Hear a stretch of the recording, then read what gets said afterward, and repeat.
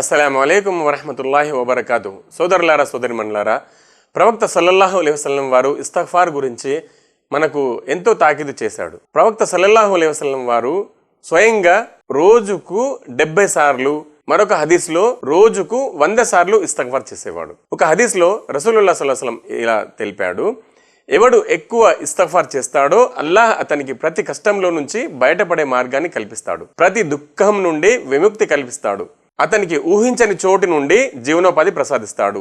సునన్ అబూ దావుద్. ఇస్తగ్ఫార్ కేవలం పాపాలు మాఫీ చేయడమే కాదు, జీవితం సుందరంగా చేస్తుంది. ఇది ప్రభువు వైపు తిరిగి వెళ్ళడం. ఎవరైతే తౌబా చేస్తారో అల్లాహ్ వారిని ప్రేమిస్తాడు. ఇస్తగ్ఫార్ చేసేవాడు నిరాశలో ఉండడు. ఇస్తగ్ఫార్ వివిధ రకాలుగా చేయొచ్చు.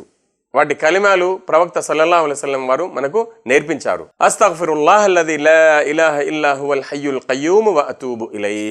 ఇంకా అస్తగ్ఫిరుల్లాహి రబ్బి మిన్ కుల్లి దంబిన్ వ అతూబు ఇలైహి, అస్తగ్ఫిరుల్లాహి వ అతూబు ఇలైహి. ఆ తర్వాత ఇంకా రబ్బి గ్ఫిర్లీ వ తుబ్ అలయ్య ఇన్నక అంతత్ తవ్వాబుర్ రహీం.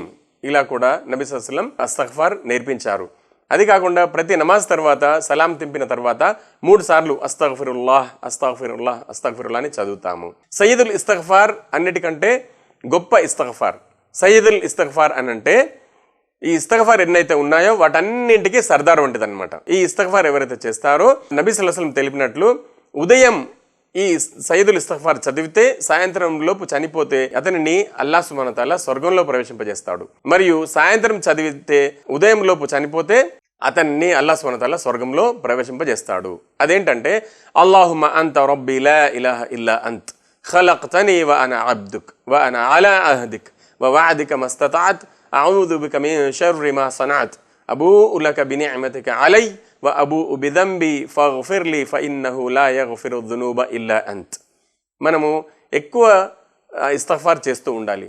ఇంకా నబీ సల్లల్లాహు అలైహి వసల్లం ఏమని తెలిపాడంటే, పరలోకంలో ఖయామత్ రోజున అందరికన్నా ఎక్కువ ఇస్తగ్ఫార్లు ఎవరి దఫ్తర్లోనైతే ఉంటాయో వారికి శుభవార్త అని తెలిపాడనమాట. అందుకని మనము ప్రతి సమయం ఇస్తగ్ఫారు చేస్తూ ఉండాలి.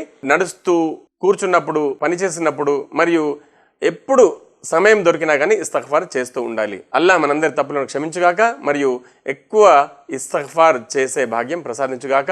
అస్సలాము అలైకుం వరహ్మతుల్లాహి వబరకాతుహు.